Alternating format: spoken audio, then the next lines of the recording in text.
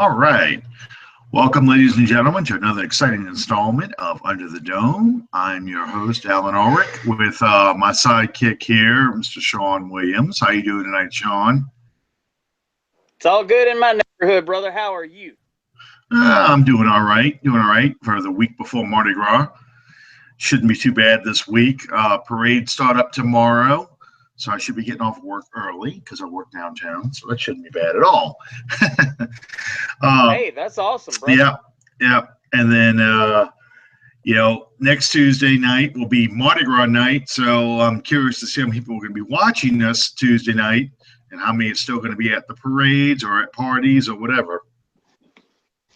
Well, hey, we take what we can get. I have no reservation whatsoever in assuming, knowing our wonderful followers like I do. I feel reasonably sure that we're going to have one hell of a following next week. Absolutely. and what do we have coming up next week? And you. What more do they need? Right. What do we have coming up next week, Sean? Well, like I said, it's me and you. But if that's not enough to draw the crowd, how about a Hall of Famer in wide receiver, Joe Horn? He will be joining us next week. I don't know why I put a hat on every week because I keep it on through the intro, and then I usually take it off. Oh, I'm vain. Shoot me. Getting back to the agenda at hand, Joe Horn has been gracious enough to accept our invitation to join us next week, and you guys, please go out and support the Future Stars League, which on Twitter is at future_stars12, as well as Got Hands University, which is at You Got Hands. And also, all you real Houdat, all you real Houdat Nation people, you want to follow the real Joe Horn? It is at 87 Joe Horn. And make no mistake about it, this is the man, Mr. Hollywood himself. And he will be joining us next week. I got seven things Pro Bowl going. receiver. It's our last Pro Bowl receiver. So it's he's always got. Go ahead. I was going to say, he's always got something to say, and he's got plenty of stories. We're going to talk to him a little bit about, of course, this camp that he's helped put on, what he's working on now. But also I want to talk to him about his time with the Saints. What was it like playing under Jim Haslett? I want to ask him questions about the end of that 2002 season where we had to win one game and we missed the playoffs. One game to go to the playoffs. We ended up missing the playoffs by losing those last three. The Katrina year, the year we came back in 2006. So there's lots of questions. I'm hoping to get a chance to ask Joe. I know he likes to talk, and he's going to kind of run the show for us. So, which is no big deal. This show is really about the fans, and Joe's got a lot of stories to share. So Well, I think that we're really, really fortunate in the fact that, by his own admission, Joe doesn't do a lot of interviews. It's so him making time for us, I think that's really I don't know the word I'm searching for here. Special, very special. Very honored. It's something I'd love to get. I'd love to get more Saints players on because I'd love to have the fans hear from the players themselves what it was like to be a Saints player. Because if you're like me, especially when you were a kid, you watched the Saints play, you always wanted to be a professional football player and to play in the dome. I mean, I've been in the Oh, wow. dome. I've been in the dome on the field. I stood at the 50-yard line, kind of looked up and looked around at at the stadium, and just imagining, 70,000 fans screaming, and just the sheer adrenaline of what that must have been like to have something happen, to get a sack, to score a touchdown, to make a big play. Yeah. What that was like to look up and see 70,000 people on their feet screaming. So, yeah, I'm looking And forward to talking about stuff. every NFL team thinks that their fan base is the most awesome, the most in tune with their team. But we all know that there ain't nothing like the Who Dat Nation when it comes to No. being on the level with their players. And, all those other people, they got the right to be wrong and the right to be misguided. But anyway, really quickly, we want to. No, go ahead. You getting ready to say? Go ahead. No, you getting ready to say sponsors and everything? Yeah, I was going to pay the bills real quick. We want to thank Fan First Productions for sponsoring our show, along with the C3 networks. You guys check out the Carolina Cat Chronicles when you have a chance. These guys are really good at what they do, despite the fact that they're dealing with the Carolina Panthers. We love them anyway. Hey, it's interesting to hear another team's perspective. I've always said, yeah, when you listen to fans' complaints about their team, especially when they're not winning, all you do is just take the names of the coaches and the players out and substitute for that particular fan base's coaches and players. It's the same complaints. Absolutely. Oh my God, we're so conservative. Oh my God, we got coaches who can't coach. Oh my God, we got this player's a problem. That player's a problem. We need to do this. We need to do that.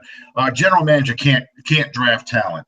We have the worst talent evaluation. It's every team. It really is. Yeah, and it really is. So it's please go and check those guys out. They're very entertaining, very informative. They put on a good show. Also, we want to push a show that we're going to be doing April 25th. It'll be a special 2-hour pre-draft show. We'll probably be going through an entire first-round scenario to and see just what could possibly happen 2 days following our show when the NFL draft opens on the 27th of April. And then, like we said, next week, 1 week from tonight, Joe Horn live here on Under the Dome. Can't wait. Yeah, absolutely. I mean, hopefully by April 25th, we're not so burnt down in the draft. Like, oh God, please just let it happen. Let it. But, ironically, actually the days leading up to the draft, that Tuesday and Wednesday are actually the most interesting days because that's when the most movement happens. If you guys think back to 2006, when did we find out that Reggie Bush was going to be coming to the Saints? We really found out that night before. I can remember the story. Everybody's in the restaurant, and you could see the buzz happening as people. This is early iPhone days, I believe. Still the flip phone era, but people started getting the text and the messages and stuff that, hey, the Houston Texans are taking Mario Williams. That means Reggie Bush is going to be there. And that kind of rumble happened, just kind of spurred along. And Sean Payton said, he was at a restaurant himself and he was eating. He started diagramming plays up as soon as he found out that we were going to get Reggie Bush. So, yeah, that Tuesday and Wednesday, that's when some of the big trades happen. That's when some of the big moves happen. They announced that whoever has number one pick still at that time, that's when they're going to pretty much say who that pick is going to be. So, it's going to be a good show. It really is. Because it's the offseason. I'm really looking forward to it. We're gonna have a lot of special guests on that show. There are going to be quite a few representatives from other teams in the league, such as Kansas City Chiefs, probably the Carolina Panthers as well. Those guys might drop by.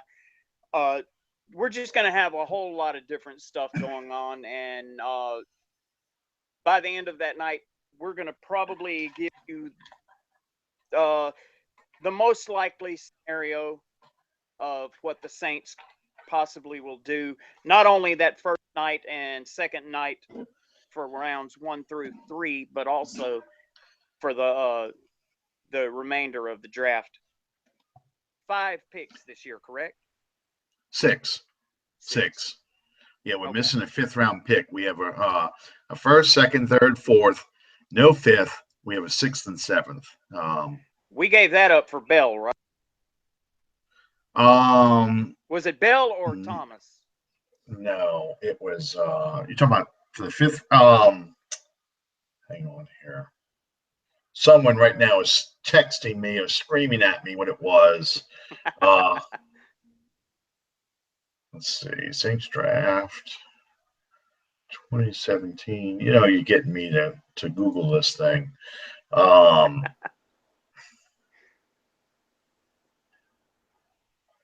I'll find it. Well, let's go ahead and get started on the show itself because we here we go. That's what I wanted.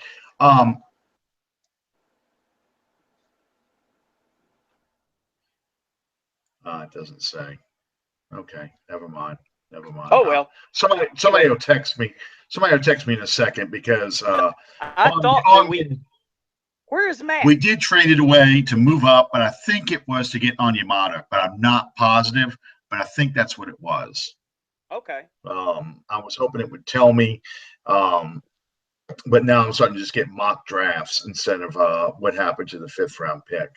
But I think that's what they did. They moved up in the 4th to get, or moved up to get into the 4th to get Onyemata, and they lost that 5th round pick because I think they lost the 3rd to go up and get Bell. Anyway,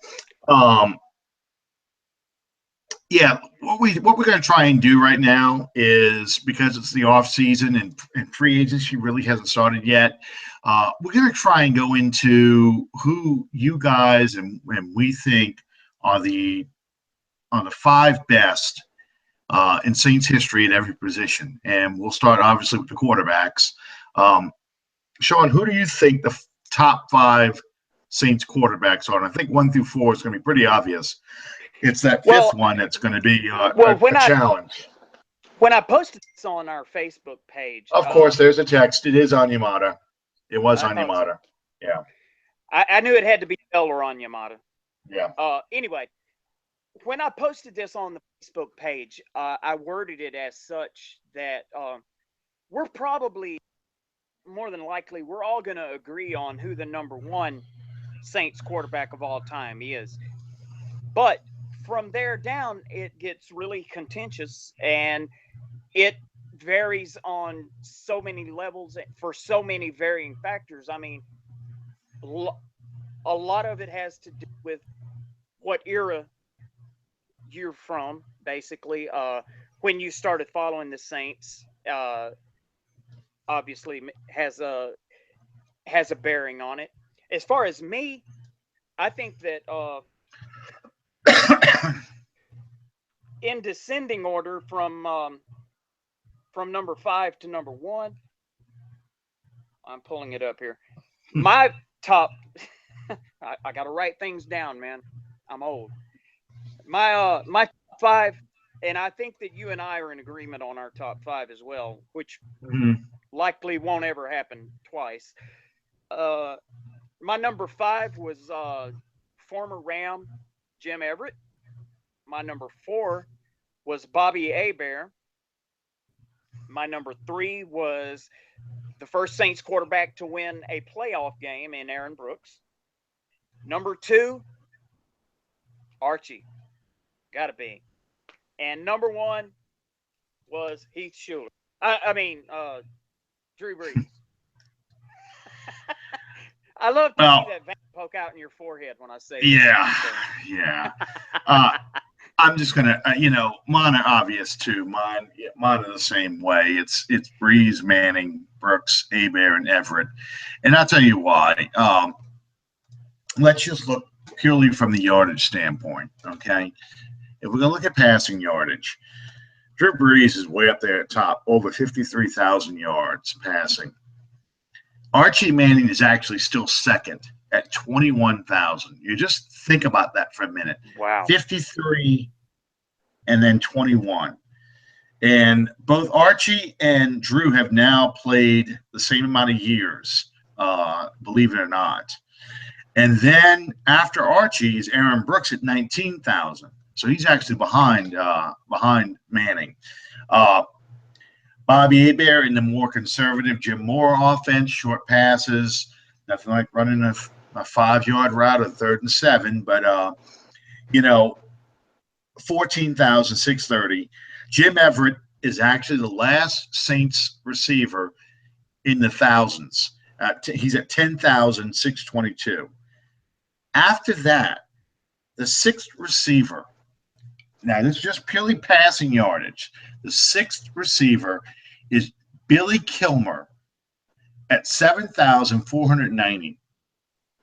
Wow. That means Dave Wilson, Steve Walsh, Kenny Stabler, the Billy Joes, Bobby Scott, Wade Wilson, Richard Todd, John Fourcade, all those, Jeff Blake, all those guys, Bobby Douglas, if you're old enough to know the 1976 season, all those guys fall well behind Billy Kilmer, who was the first Saints quarterback, and he spent the first season and a half in a platoon system, 67, between Gary Quazzo and Kilmer, and then they were convinced Ed Hargett was the future, and they kept trying to put Ed Hargett in there to replace him in the 69 season. So yeah,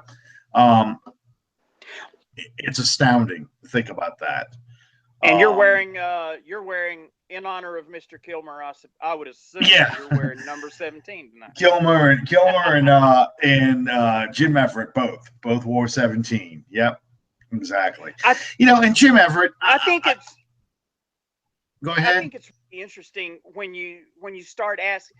It's a lot like, and this goes back to the conversation that so many people wanted to have following the Super Bowl, the greatest of all times, with Brady being considered in the same breath as players like Montana and so on and so forth. Well, it's the same thing on a much smaller scale. What the criteria is for the best of all times. And for me, in terms of the big picture, the Montana, my favorite quarterback of all time before Drew Brees was Dan Marino. I loved his game. I loved everything about the way that he handled himself on the field. But he never won a Super Bowl, but I was perfectly fine with that. But, all that being said, I don't mean to get off on that tangent for tonight. But the criteria for the all-time greatest Saints quarterbacks, there were a lot of things that entered into it. Wins obviously have to enter into it because you're the focal position of a franchise. You're a franchise player, so to speak. So wins, the success of your team obviously has to have some bearing on it to some people. But as far as me, that's not the be all end all. And statistics may be important to a lot of people. I don't necessarily live or die by those. And I think that's obvious in the fact that my number 2 was Archie Manning. And statistically speaking, he was not an exemplary quarterback by any stretch of the imagination. But his value in terms of putting the New Orleans Saints on the map in the National Football League, I don't think it could be topped. Well, here's the thing, and I always try and explain to people who weren't around when Archie was playing. Archie First off, you have to look at the team around him. He had Danny Abramowitz in the very beginning. Okay. That was just until 73, 72. Abramowitz left in 72. 73, he was with the 49ers. So, he loses his top receiver there. Okay. 76, he's gone for the whole year because of shoulder and elbow injuries and so forth. He also played with J.D. Roberts was his coach from 71 to 73. J.D. Roberts gets fired in the beginning of the 73 season after the last preseason game. So John North takes over. So from 73 to 75, John North is the head coach. I could be off by a year. I have to go back and look for sure, but I'm almost positive that's the case. But John North's the head coach. Then he gets Hank Stram, 76, 77. Then he gets Dick Nolan, 78, 79, and 80. Dick Nolan gets fired midway through the 80 season. He has Bum Phillips, 81, 82. Manning gets traded. So, the team, the coaches, different offenses, different offensive coordinators. It's a revolving door around Archie. So you have to take that into consideration, because how much growth and development is the player going to get if he's constantly getting new coaches, new teammates, new offensive schemes he has to learn. And then here's the other thing I always talk about when you look at his statistics. You've got to remember the era that Archie played from 71 to 78 is what players, football historians call the dead ball era, where you didn't throw the ball a whole lot. Everything was built around the running game. So Archie was actually running more than he was passing in a lot of these games. They ran the college option a lot of times, which was one of the reasons why he was hurt in 76. Because he was getting the crap beat out of him. He didn't have a very good offensive line. You had terrible drafting. It's just so much. But then when Hank Stram comes and he gets Chuck Muncie and Tony Galbraith in 76, in 78, they bring in Wes Chandler. They bring in Ike Harris. They bring in Conrad Dobler as a guard. You start putting together Emmanuel Sanders as an offensive guard. You give him Henry Childs, the tight end. You start putting the pieces around Archie to make him a good quarterback. And suddenly now Archie starts looking a lot better. Then you lose some of the pass interference rules, so you can start putting the ball in the air more. And you've got receivers that can go down the field and go get it. That doesn't mean he was a perfect quarterback. He made a lot of mistakes, especially if you watch some of the footage. You can almost see it in this picture here. He had this sidearm style delivery, partially because he never got somebody working with his mechanics, so he had a consistent stroke. So sometimes you got a great, unbelievable pass. Sometimes you got these awful passes. But the man could run. He could pass. He was a fairly accurate passer. So that's all part and parcel of the whole thing. When you start looking at the later quarterbacks, you've got a much better team put around them.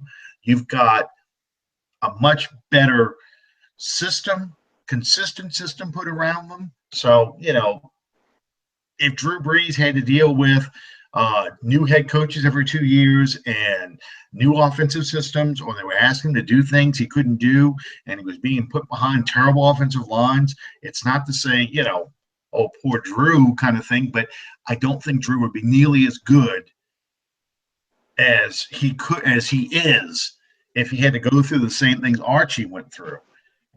And I think that one facet of this, and anytime you compare eras, players from this era to players of this era, I think something that gets lost in that translation is the fact of, and especially when you're trying to compare a Archie Manning with a Drew Brees, a lot of the newer fans don't particularly understand is just exactly how different the game itself is now as compared to when Archie played. Yeah. As you alluded to, the pass interference penalties are so much different now than they were then. I mean, back then, as long as you didn't draw blood, it wasn't really completely a flag. There was Well, no such thing as instant replay review, and all of that never you was had a part of you the had game then. you could jam receivers all the way down the field as long as the ball wasn't in the air. You could pick them up and throw them down. Basically, there's a shot of Mel Blount. I think in Super Bowl 10, it might have been just a playoff game. I'm thinking of Mel Blount just taking Drew Pearson and picking him up and throwing him on the ground. That was Super Bowl 10. Yeah, and that was totally legal because the Yeah. ball hadn't been thrown yet. So there was no 5-yard bump rule. That happened in 78. Offensive linemen, I don't know if you remember this, but when you had to block back then, you're supposed to block with your hands closed, your arms bent out like this, and this is how you're supposed to block. You couldn't do this because that was holding. Because as soon as you had your hands open, that was holding. Just those kind of rules. It was so different. Everything was about riding a guy away. If you were going to run block, you were getting underneath him, you were pushing up this whole time. But they wanted to see those fists close. You came out, you hit, but you had to keep your fists closed like that. You couldn't have your hands open because that was holding. So, yeah, when they changed those pass block rules, the first and defender says they just legalized holding. And that's just the way it goes. It's amazing you think about that kind of stuff. And that all goes. The National Football League is very, very, what's the word? Quarterback driven now. They want the excitement that people are wanting to watch on TV and watch in person. So they're going to clear the way for so much more to be allowable. So the quarterback, rather than do a pedestrian 100 and some odd yards passing a game, they want the 300, 400 yards passing a game, the 4 and 5 touchdowns. It's not as exciting for the audience now. I've got Super Bowl 3 on videotape, and I've got Super Bowl, which when NFL Network rebroadcast it, and I've seen on YouTube Super Bowl 8 and Super Bowl 9. And quite frankly, compared to today's game, those games are incredibly boring. Even though they're full of Hall of Fame players. Bob Greasy in Super Bowl 8, I think, put the ball in the air 7 times, the whole game, 7 times. Completed 6 passes, but 7 times. My wife and I went to supper at Chili's a few years ago, and I don't know exactly when it was or exactly why it was, but as we were sitting there, I want to say it was the NFL Network that they had tuned in on the TV, and they were showing Super Bowl 3 with Joe Namath. Yeah. And I'm sitting there watching it, and I'm going, this has got to be the most boring thing that I have ever seen in my life. Because it was like, Joe Willie, throw a pass. Okay, we're going to run it over here. We're going to run it over here. Joe Willie, throw a pass. We're going to run it over here. We're going to run it over here. And then the third time, they messed it up. They run over here and then run over here. And I'm like, Jesus. I mean, yeah, I used to have on DVR, but it's gone now. The Hail Mary playoff game between the Vikings and the Cowboys, where Roger Staubach throws the Hail Mary to Drew Pearson in 75. And I was just amazed. 3rd and 7, they're running a draw play, and that was like expected. Not put the ball in the air. No, we're not going to put the ball in the air. We're going to run the ball and play field position the whole time. And that's why the rules were changed, because, you were ending up with games 16-6, 14-7. There's a 77 Rams Saints game. It's 14-7. They're, 10-3. Those games are not uncommon. Scoring a lot of points was a 28. You break the 28-point barrier. That was a high scoring game in those days, and you didn't realize it at the time because that's just how the game was played. But when you look at today, it's just so different. I can remember the first game that I ever heard referred to as a track meet was the Dallas Cowboys and the Pittsburgh Steelers' second Super Bowl. Super Bowl 13. Where the final score was, if I'm not mistaken, 34-31. Yeah. 34, 35, 31. Yeah. The news report that night referred to it as a track meet. And I often remember that now when we look back in terms of looking at the game then through the eyes of what the league is now, and it's really weird. Well, hey, I don't know how many people remember the Buffalo Bills versus San Francisco 49ers game back in the mid-90s. Steve Young against Jim Kelly. I want to say it was 92, 93, somewhere around there. No punts in the game. 0 punts. And that was a historic moment. That was the first time ever they went. Yeah, it was a historic moment. That was the first time ever that they went through an entire game with no punts. Yeah, and we've had a Saints game recently where we had 0 punts. So, it's you just look at the difference between then and now.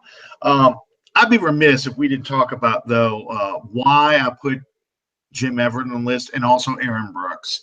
We need to talk about Aaron Brooks, and because a lot of people feel like Aaron Brooks should be higher, probably should be the second greatest quarterback behind Archie Manning. Behind Drew Brees, ahead of Archie Manning, I should say.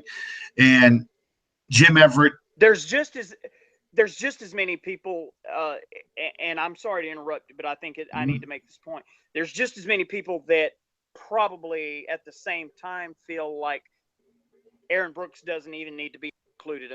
He's at the same time one of the most polarizing, one of the most fascinating players in this team's history.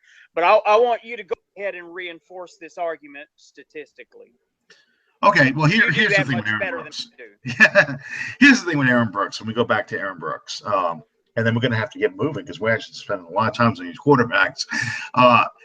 Aaron Brooks is polarizing for one reason. We're going to talk about this with Joe Horn next week. The end of that 2002 season, when he got hurt, and they only needed to win one game to go back to the playoffs, and they've been in the playoffs for the second time in 3 years.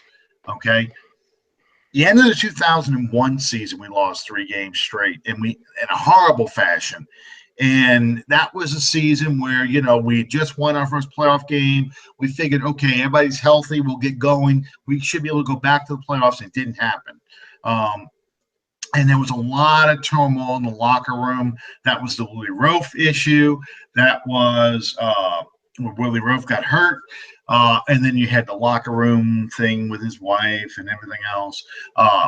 The defense wasn't as good as it was the year before. And Ricky Williams and Deuce McAllister did not get along. So, you had a lot of turmoil there. And they thought they cleared up a lot of that in the 2002 season. And here, Aaron Brooks gets hurt in that Tampa game. He hurts his shoulder. He was having a pretty good year at that point, and he gets hurt. Jake Delhomme comes in, finishes that game, throws a critical pass to Joe Horn for a first down. Tampa only has 2 losses that whole year on their way to win the Super Bowl, and both of them came against the Saints. So here we are. We play the Baltimore Ravens in Baltimore when this was still the Ravens defense. Aaron Brooks gets hurt again, gets knocked out the game by halftime. Jake Delhomme finishes the second half of the game. We win that game. So now I think we were 9-4. Yeah, I think we were 9-4, maybe. I don't remember how that season ended exactly anymore. But all we had to do was win one more game, and we're in the playoffs. And we play Minnesota in the Dome. The only time the Saints ever wore the gold jerseys, the black pants. Deuce has a great game, an incredible game. Aaron Brooks looked pretty good for about 3.5 quarters. And then you start seeing the arm trouble. He was having a hard time completing passes, and the defense just completely fell apart. I was in the end zone when I saw, the fumble snap by Dante Culpepper on the it was 4th down, I think. They had to go for a touchdown to win the game. A field goal would have tied it. Minnesota was terrible. Mike Tice was the head coach, and he just said, what the hell? We're not going anywhere. We're going to go for it. And if we get it, we get it. We don't, we don't. Well, of course, they get it. Okay. They win that game. The next week, they go to play Cincinnati in the ugliest, most horrible game in the world. Aaron Brooks, after about 2 series, can't throw the ball well anymore. The Saints lose that game. Jake Delhomme still doesn't come in. So then we finish up against Carolina, a terrible Carolina team. Rodney Peete, I think, was the quarterback. And Brooks can't even complete a series without the arm strength disappearing. I think Jake Reed came back that year for the end of that game. But there was one play where he's got a wide open receiver in the end zone. It's about a 20-yard pass for him to throw that ball. And I'm watching it. I can see he's open. And Brooks looks his way and pulls it down and tries to throw it underneath. And they have to set up for a field goal. They don't get the touchdown. And they lose the game. So they lost the last 3 games. They made the playoffs. The next day, they announced that Brooks has shoulder surgery. So fans are livid. They are livid. So I think that's when it started to turn against Aaron Brooks, because then the next year in 2003, he has a pretty good year, but you start hearing things about he's upset that he wasn't named to the Pro Bowl. He doesn't want to throw a pass at the end of the half, before the end of a half, because it's going to mess up his stats, a Hail Mary pass. These kind of things start coming out. And then 2004, it's the backwards pass and the things. And all that stuff, the smiling after interceptions, all that stuff just builds up and builds up. So they're mad at Hazlitt for not putting Delhomme in to go to the playoffs. They're mad at Brooks because he was hurt. He should have taken himself out of the game. They're mad that the Saints aren't going to the playoffs, and they look worse and worse each year because we're drafting badly. We're signing horrible free agents. Sound familiar? All these things are going on. Yeah, so people are pissed. And I think that's what really turned people against Aaron Brooks more than anything else. So when you throw the stats at people, they're like, but he didn't win. He never won. He won in 2000. That was it. And that's what got people. So to me, that's why Aaron Brooks is always going to be in 3rd place behind Archie, because Archie lost, but he never made excuses. He never came out and said, you know what, get me the hell out of here, where I can go somewhere where I have a general manager who's not an astronaut. I got a head coach who wasn't head coach of the Richmond Roadrunners. I got of a semi-pro league. I'm playing with guys who actually, and that's a true story. That is a true story. That's exactly where J.D. Roberts came from. He was head coach of the Richmond Roadrunners of some semi-pro league before the Saints named him head coach. I'm not playing with, guys that have no business being professional football. Some dude named Oakley Dalton, who was this big monster dude who, Hank Stram had to have him on the team because he was 6'7", in this tree. And he said he played football because he wanted to stay out of prison because he shot some dude. It's almost comical, the players they put around him. And so, that's why they like Archie.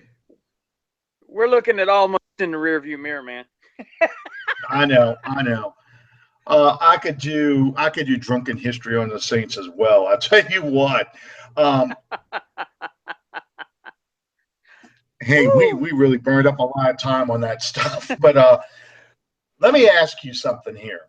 Let's get away from the defense, get away from the quarterbacks for a minute, and look at defensive line of the current Saints and keep people interested. How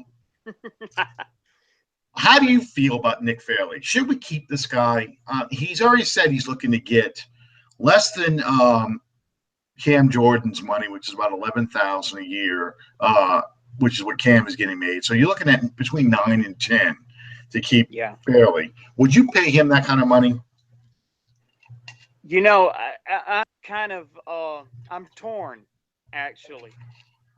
I'm not gonna go so far as to say that the success for the 2017 season is going to be predicated on whether or not we retain Fairley.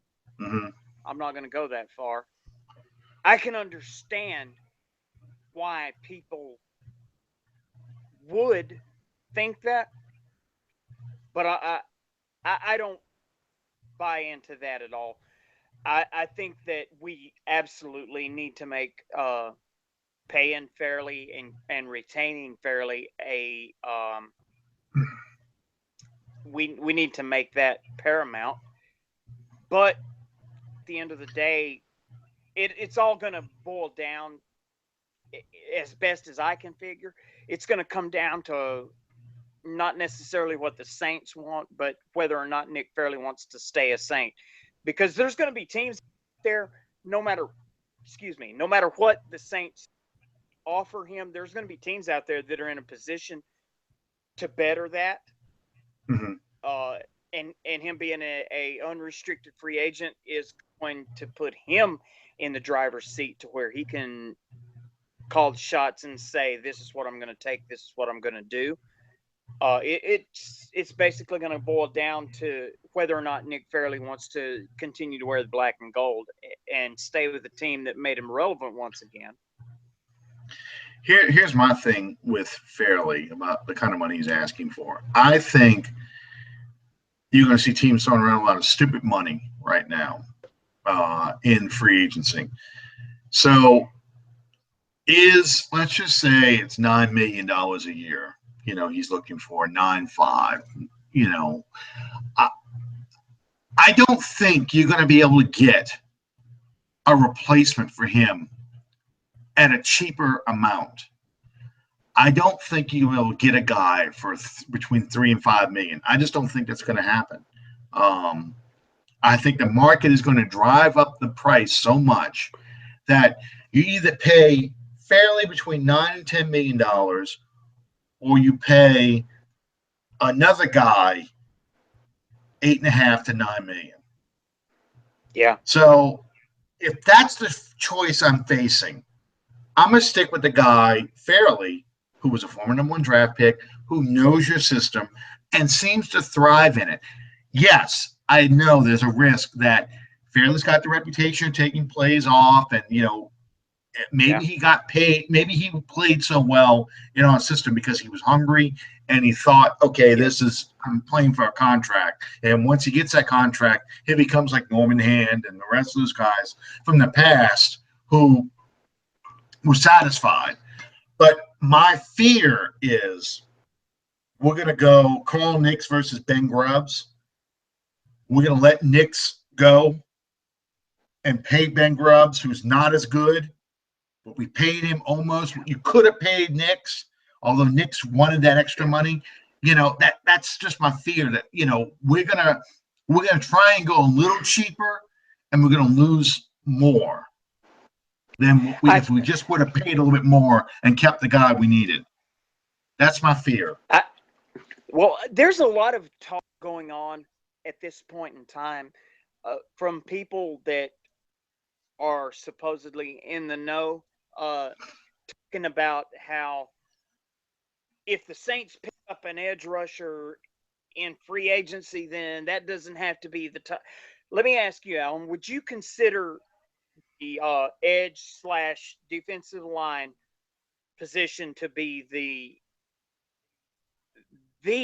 position that needs to be addressed with the number 11 draft pick? Well, look, Kruger was, he wasn't any good for us. He did not fit the system, or he just was done. Whatever the reason was, he could not rush up that edge, and we had a lot of problems on the edge. Okay. Part of the reason, and we've talked about it before, part of the reason why we're giving up so many 3rd and long completions was twofold. One, we couldn't get pressure unless we blitzed. And two, because we blitzed, we had to have our corners play in this loose man kind of defense where we kept everything in front of us. So, like the Kansas City game, it's 3rd and 18. We have in position when we should make a play, and we give up a 19-yard pass completion. That kind of stuff, because we couldn't get to the quarterback. So we had time for that route to develop. And our cornerbacks are dropping back because they don't want to give up the big play, because they're anticipating enough pressure getting to the guy. He's not going to be able to throw that deeper route. So it's a catch-22. I think we need to address that position in the draft. I'd like to see it addressed at 11, but if the player that fits us is not there, you don't reach for a guy just because you have to have it. So let's say, for the sake of argument, I don't know, nobody drafts any offensive players in the first 10 picks. So, Barrett's gone, Solomon's gone, so you're looking at Taco Charlton at 11. We don't take Taco at 11. You don't take Taco, period, in the first round, but you don't take him at 11. So, then you start looking at Reuben Foster. You start looking at cornerbacks. You start thinking about, okay, who else is available? So my answer is yes, you do, but no, you don't reach. Okay. That makes sense. That's how I look at it. You need an edge rusher. You need somebody who can both rush the passer and play the run, can stretch plays out, because that's what you need, that defensive lineman. You can't just have an undersized guy whose job is to rush the passer. You got to have somebody who can play all 3 downs and can stretch out plays when you try and break it to the outside, because that's what ate us up this past year is, plays, quick flare-out passes to the outside. Atlanta did that, quick pitches and so forth, stretching our defense out wide. So now all of a sudden the cutback lanes are opened up because we start getting wider and wider in our formation, and you need somebody who can also rush the passer, so you don't have to blitz 6. You can rush 5, you can rush 4 and get to the quarterback. Absolutely. Who would you consider in terms of the defensive line, who would you consider to be the 2016 most valuable player? Here we go. This is going to set some people off. While I think Cam Jordan played at a Pro Bowl level and played unbelievably well, considering he had nothing on the other end, okay, I do think Nick Fairley was your MVP player. And I know people are like, what do you mean by that? Think about this. Your first-round draft choice breaks his leg in training camp. He's gone for the first 8 weeks of the season. Imagine what this defense would have been like those first 8 weeks if we would have had John Jenkins playing next to Tyler Davidson. Oh, my God. It would have been like Rob Ryan defense all over again, So as good as Cam Jordan played, I thought Nick Fairley was the MVP, because not only did he hold down the position, excel in those early games until Rankins came back. He and Rankins worked very well together in a tandem. When you had to rush the passer, you did not have this huge drop-off. So that's probably playing a little bit into my attitude about whether or not we should sign him, because I'm like, really, Onyemata is too raw, and we had Jenkins in there before, and he was so bad, we had to get rid of him. And when we had Hicks before, Hakeem Hicks over there, Fairley played better than Hicks did when Hicks was a Saints player more consistently. So that's my choice. I don't know about you. How do you feel? You can't ignore Cam Jordan's stats, but I guess the simplest way that I know to put it is Cam Jordan got all the fanfare. Nick Fairley did the dirty work to make what Cam Jordan did possible. So I would absolutely have to go with Fairley as well. And it's not a knock on Jordan at all. Jordan played an incredible game. No. He was. No, I I don't diminish what Cam Jordan accomplished on the field in any way whatsoever.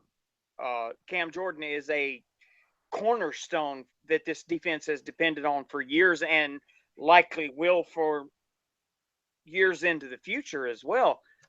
But at the same time, you can't diminish what Nick Fairley meant to this defense this past season.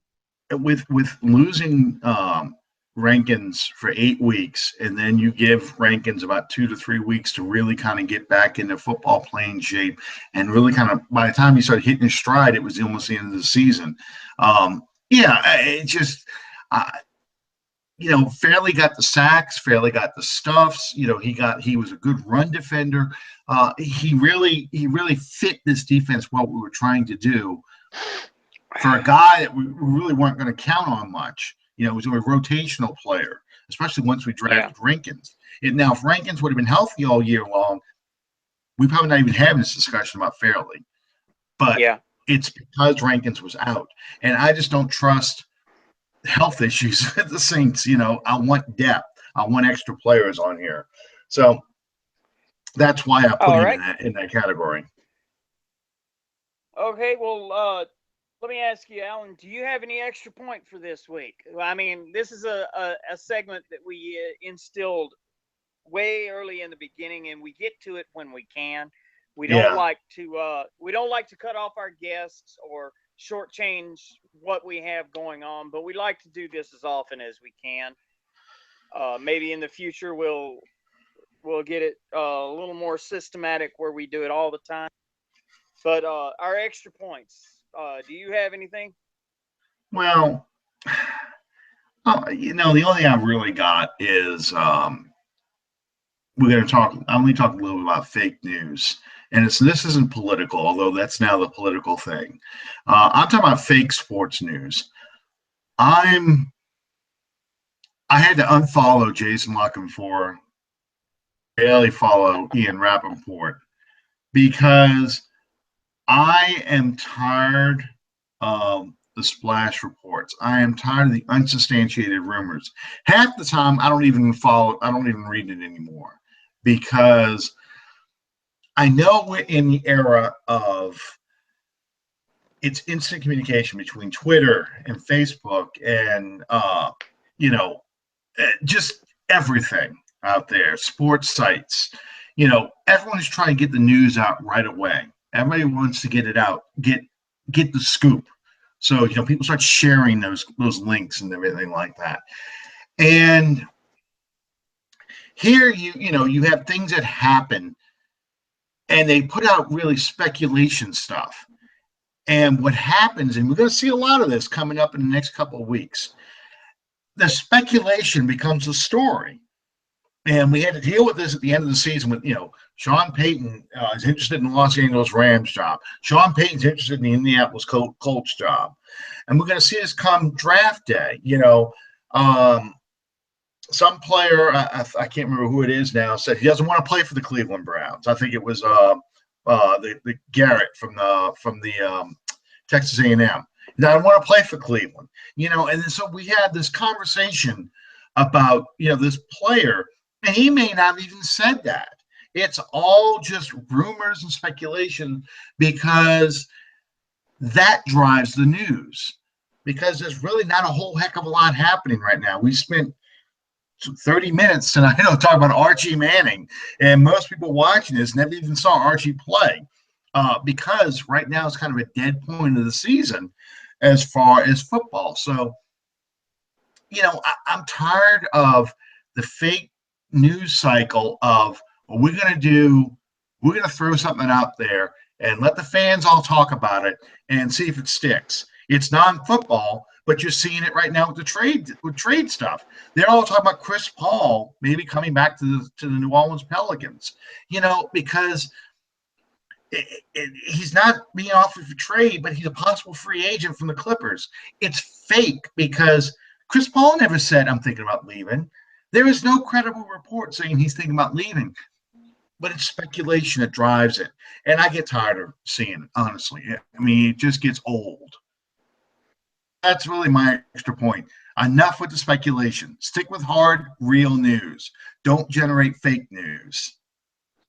Well, you and I come up in a different era than the era that we're in now, and it makes it really hard when the people that you depend on you cannot depend on.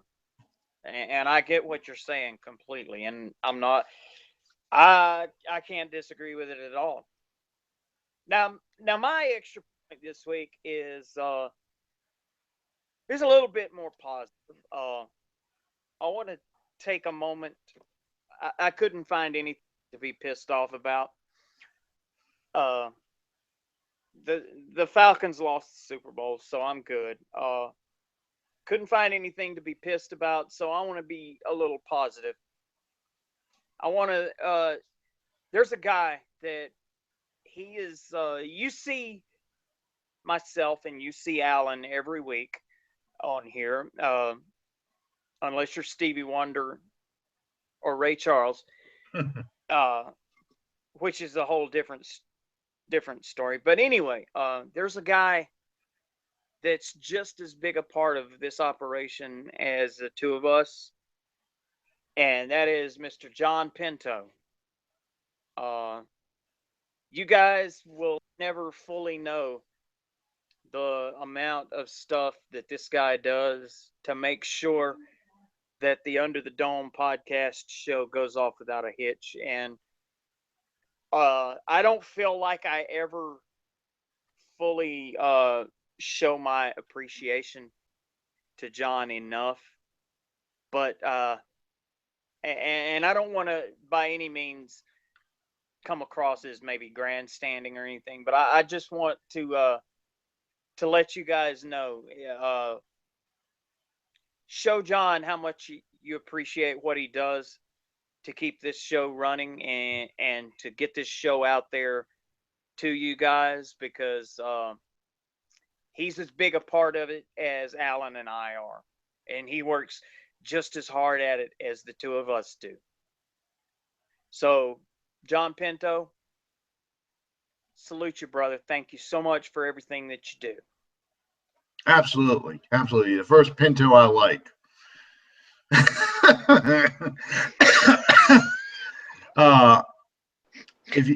For some of y'all who may not know, Ford made a car called the Pinto in the 70s. It's a horrible car. And they put the gas. Yeah. Oh, well, no, that was Chevy. And they put the gas tank in a bad place. So if you rear-ended a Pinto, it exploded in this huge ball of flame, which I think I've just explained a joke that was in one of the Zucker brothers films. But anyway, yeah, so I have to say this is the first Pinto I liked. John Pinto. He'll appreciate that. I couldn't think of a movie reference to use, which is the only thing that it probably would have made him appreciate it more. But John Pinto is on a mission from God. He'll appreciate that one. Okay, good enough. No. We want to remind everyone, 1 week from tonight, Mr. Hollywood, as the man himself, John Pinto, tweeted out this week, get your cell phones ready. Joe Horn's going to be in the house. Yeah. I got to go find that picture. I've got a picture where I met Joe Horn with Matthew, and Matthew is probably my son. He is probably 8, I think, maybe 7. Wow. Yeah, we took a picture together. Yeah, little bitty guy. Yeah, this. I had my jersey by now, so he was probably 9. He's probably 9, 8 or 9, because I had my number 12 jersey by that point. And we took a picture, and I got the 12 jersey on. He's got a little rugby shirt on. So I'm gonna find that and try and post that on here. Whoever took the picture did not take a very good picture because the camera's kind of blurry. But I've met Joe a couple of times. I got an autograph picture up here from Joe, up on the wall over here. You might be able to see it. Let's see. I can't zoom in, but it's right over there. But anyway, yeah, there's a couple of things we've got from Joe over the years. So he's a very accessible person, very fun person. He doesn't live in New Orleans anymore, so he doesn't follow the Saints that closely, but he can comment enough on Saints. That's what hopefully we can get into next week. So please join us next week. We'll try and be sober because it is Mardi Gras night. And hopefully Joe is straight, and I hope you join us. Excuse me, I'm still fighting a cold. I hope you join us next Tuesday night on Under the Dome. Good night, everybody. Thank you guys so much. We love you.